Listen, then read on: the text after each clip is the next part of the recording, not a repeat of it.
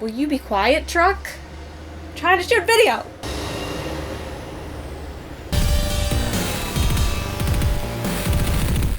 Hello my dudes, Steph Goza here, and today it's time to talk about Spider-Man Far From Home. Spider-Man Far From Home is the next installment in the MCU, the first movie since Endgame, which is a tough act to follow. A lot of shit went down in Endgame that kind of changed the remainder of the MCU for the next phase. Like a lot has changed. So I didn't really know what I was gonna get from Spider-Man Far From Home. The trailers are not very revealing. It really doesn't give anything away at all other than Peter is on a school trip in Europe and Mysterio is there, and that's kind of all we get.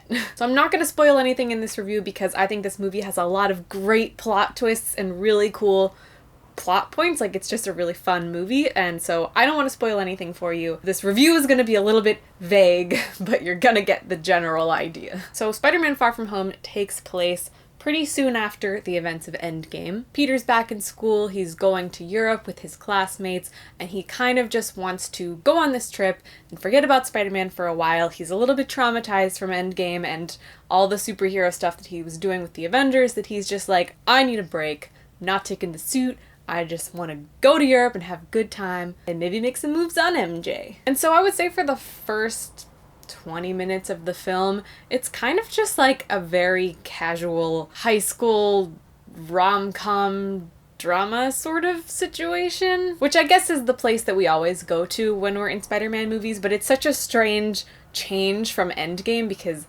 Endgame and everything leading up to Endgame was like really epic, dramatic, sad, emotional, like heavy shit, and then you get thrown back into Spider-Man world and you're like, oh, that's right, Spider-Man is just fun, good, high school comedy drama with a little bit of superhero stuff sprinkled on top. But I think it did take my brain a second to adjust to the tone because I was just so in the like aftermath of Endgame headspace, which is still very present in this film. Like, it's very clear that the world is different because people came back 5 years later. Half of his classmates aged and the other half didn't, and it's kind of funny how they deal with that. Obviously Tony Stark is gone. I'm still not over it. This movie like really hit the nail on the head for me that I am still 100% not over this. Like, a world without Tony Stark is just something I'm not ready for. There are definitely a few moments that really get you. They really get you. There's one moment in particular, no spoilers, but oh my god, there's a scene later in the movie, nightmares. I just am traumatized. I wanted to cry. Like, not just like sad I'm watching a movie crying, like I'm grieving for a real human being crying. But I'm kind of glad that Spider-Man is the next movie after Endgame because it adds a nice balance because there's so much sadness and change and grieving and like trauma that you sort of need that fun, lighthearted high school Spider-Man atmosphere to deal with it. So like I said, the first chunk of the movie is kind of slow. It's kind of uneventful. It's just like you're watching a high school movie about Peter Parker and his friends going to Europe. Then all the superhero stuff comes back when Mysterio shows up, played by Jake Gyllenhaal, graduated from Bubble Boy to Bubble Man. And I think Jake Gyllenhaal did such a great job as Mysterio. My god, this casting, I was just so impressed by him.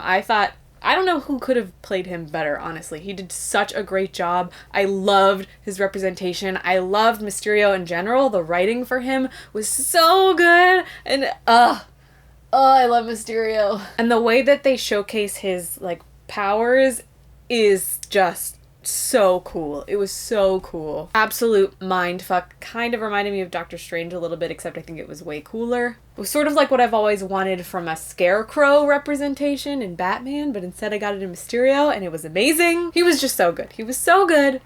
He was one of the best parts of this movie, hands down. Loved him. I will say there is a lot more, not romance, but like the quest for romance in this movie. I know happens a lot in Spider-Man stories, and like Peter and MJ are like, they're always a thing, but it was like a very big part of this film. It was kind of like a pretty equal balance of superhero, Spider-Man, Mysterio stuff, and Peter Parker trying to find love, which is like really fun and awkward and stupid to watch, but kind of wanted a little bit more superhero stuff, but it's fine. It's fine. It was still super fun. It's really hard to review this without giving away any spoilers, but I am gonna say that there are some great plot twists. For like a one-off Marvel movie, this had a really good plot. Like, solid plot. I think maybe the pacing and the balance weren't 100... Will you be quiet, truck? I'm trying to shoot video! I think the pacing and the balance were a little bit off, but the plot itself was very good. The characters were so strong in this film. Like, Peter, best performance yet, I think. I think Tom Holland has his best performance in this film. He's so raw and emotional and believable. There's kind of like a war going on inside his head, and you can really feel it and see it in the way that he performs, and it's just very, very well done. It's a bit of a coming-of-age story for Peter, I think. I know the first one was also kind of a coming-of-age story, but I think this one even more so. And it also just makes you realize, like, Peter has gone through a lot of shit, and he is in high school. He's going through so much.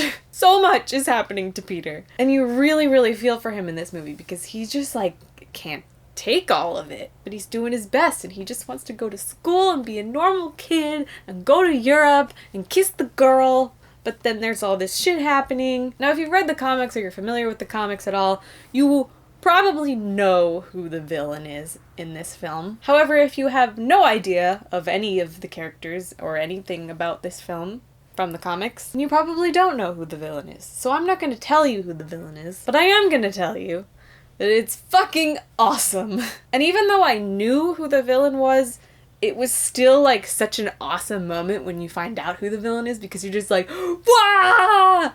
I don't know, it was just very exciting for me. And there are a lot of moments like that in this movie. Like, there are honestly so many twists to the plot and so many unexpected things that happen that I didn't see coming at all. And it really did not feel like a cookie-cutter Marvel film. It felt very fresh, very original, very exciting. I didn't really know what was going to happen at any given time. There's a huge sense of danger in this film. Like, yeah, this might be kind of back to square one, small, one-off superhero movies, just a Spider-Man film, Spider-Man Homecoming, where it was still, like, really epic, but it wasn't, like, as epic as Endgame. Not saying this is as epic as Endgame, but I think the sense of danger is almost as big, sort of. It feels like it is. There's, like, genuine fear when you're watching this movie. It's like, I thought it was really intense and it was really well done, and I don't know, I thought that it was gonna just kind of go back to the, like, oh, we're doing another villain, you know what's gonna happen, yay, hero wins at the end, predictable superhero plot, but I didn't think it was that predictable. I thought it was very exciting, and I had a really good time watching it. It's also really funny. I think Peter is especially awkward in this movie because he's, like, trying to flirt. He's really bad at it, and all of his classmates are kind of awkward, and it's just very entertaining to watch them try to be normal humans, and they just, like, suck at it. I really love Zendaya in this movie as MJ. I'm still angry that her name is MJ. Like, it still bothers me. I know that it shouldn't, and it's such a small detail, but I just wish she was just someone else. Like, I just wish her name wasn't MJ, but it is, and it's fine, and I'm dealing with it, and it doesn't matter because she's so good. I love her. I love her so much. I love that she's not just, like, your standard MJ. She's not, like, this cookie-cutter girl that Spider-Man falls in love with. She's, like, really cool and kind of weird and quirky and kind of dark. She has this really dark sense of humor. I mean, you've seen her in Spider-Man Homecoming, so you know, but I think it's even more elevated in this film, and I don't know. She's just cool. Like, I just like her. I want to be her friend, you know? I don't know where I'm going with this review. I think this movie was really, really fun and really tugs at your heartstrings. I think it had a pretty good balance of fun, action, and emotional stress. Like, keeping the balance of the tone of the aftermath of Endgame and grieving mixed with fun European high school adventure. My only real complaints are that the beginning of the movie felt very slow. It felt very, like, high school rom-com. And I think there was, like, maybe a little bit too much of the romance quest in this film, but there was so much good in it that it didn't really bother me that much in the end. And speaking of the end, oh boy, no spoilers, but there is a huge cliffhanger which really bothers me because I don't want to wait. I don't want to wait. Let's go.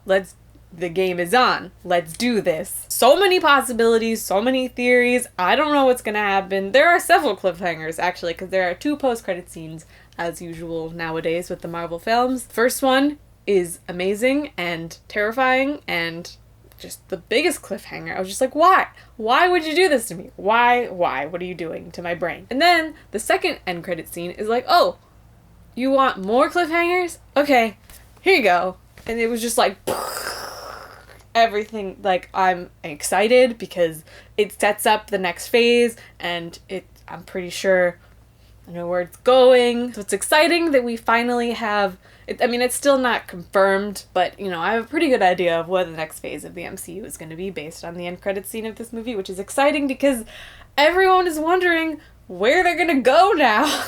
They killed all their best players. Endgame was the most epic movie crossover event in history. So, like, how do you go, where do you go from here? Not that there aren't tons of Marvel stories that they can go with, but I don't know, man. We'll see what happens. Spider-Man Far From Home kind of sets it up for us, so I'm excited to see what comes next. So yeah, I'm gonna give Spider-Man Far From Home a 4.5 out of 5. I think it was probably the second best Spider-Man movie ever. Like, out of all of them, like, out of the Sam Raimi ones, out of the Amazing Spider-Man series, I still think Homecoming is the best, personally. I just really enjoyed it. I also have a thing for Michael Keaton. Maybe that's part of it. I don't know. Okay, that's it for my review of Spider-Man Far From Home. Let me know what you guys thought of Spider-Man Far From Home in the comments below. I would love to hear your thoughts. I'd love to hear your theories. So if you do have a theory, put a spoiler warning because I don't want all the comments to be full of spoilers and ruin it for everybody. That's all I got. Thanks for watching. I'll see you next time. Bye!